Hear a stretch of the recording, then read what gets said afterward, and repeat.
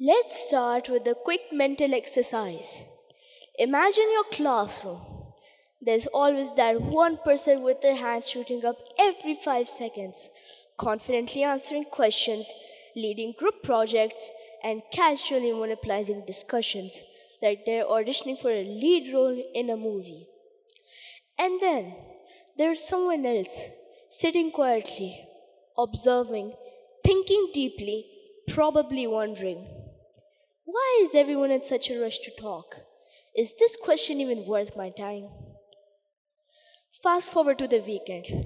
While everyone's hyped up about parties, going out for movies, and group chats blowing up with who's going where and watching what, you're living your best life.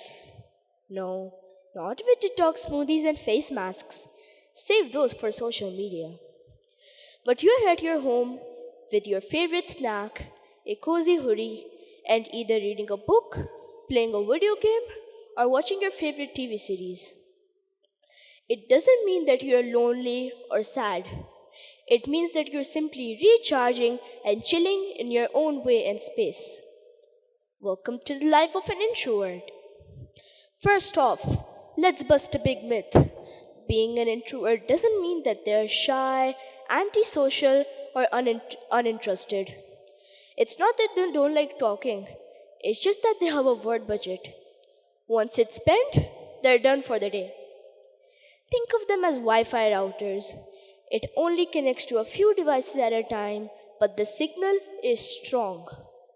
It's not that they don't like people, they do, but in smaller bite sized portions. And let's face it, too much social interaction can feel like trying to process a season of your favorite show while being interrupted every 5 seconds. Let me tell you a little story. When I was younger, I used to think that being quiet was a problem.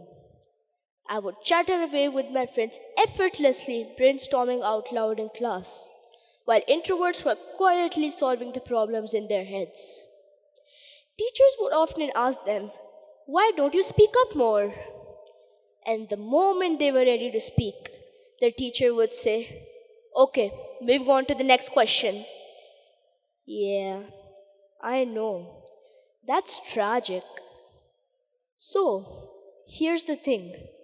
Just because someone isn't loud doesn't mean that they don't have anything valuable to say. Alright, let's do a quick little test.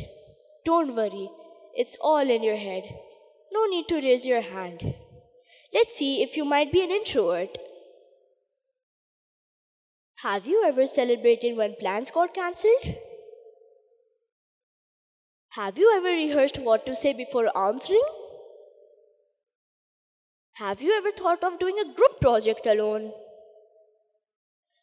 If you answered yes to more than one of these questions, congratulations, you might be an introvert. And if you're sitting there thinking, how does this person know me so well? Let me tell you, it's because you're like an open book, and I only had to pay a close attention to your traits. But don't worry, I'm not going to call you out on stage, or else that would be the introvert equivalent to a karaoke night. Your worst nightmare. I know you'd rather solve a tricky puzzle than come and sing in front of everyone. Introverts have some amazing superpowers. Superpowers that the world needs more than ever. Introverts are really good at listening. They're not just nodding along during discussions, but they're actually listening and remembering the important stuff. They know about your favorite football team, your pet's name, and that one embarrassing story that you shared 3 months ago. Creepy? No. Observant? Yes, absolutely. Look at history. The best leaders don't always lead by raising their voices, but inspire others through their actions rather than speeches. Take Mahatma Gandhi for an example. A man of quiet strength, he led India's independence movement through non-violent resistance. He stepped out of his comfort zone by leading the Salt March, walking 386 kilometers to challenge oppressive laws, proving that determination speaks louder than words.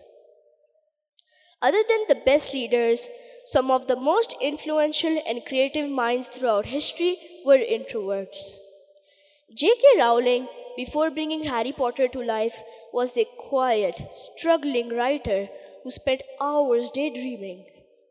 That inner world of her became a magical universe millions now cherish. Albert Einstein once said, "The monotony and solitude of a quiet life stimulates the creative minds." Think about that. His quiet time led to theories that changed the way we understand the universe. It might not be obvious at first, but introverts are great at saying no when it matters the most. They don't have to say yes to everything just to be in the spotlight and fit in. They recognize the value of their own time and energy and aren't afraid to set boundaries. This is a skill that not everyone has mastered, but it's one that is increasingly necessary in today's overstimulated world. When introverts say no, it's not out of laziness. It's because they understand that saying yes too often means sacrificing mental health, creativity, and peace of mind. That's why being an introvert isn't always a walk in the park. Living in an extroverted world can feel like trying to fit a square peg into a round hole. It's not the most natural fit.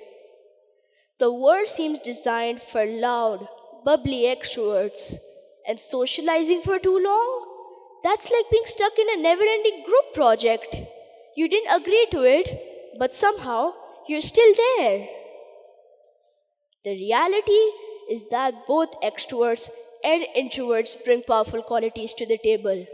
One ignites the spark, the other keeps the fire steady. One fills the room with energy, the other brings focus and depth. Together, they create balance.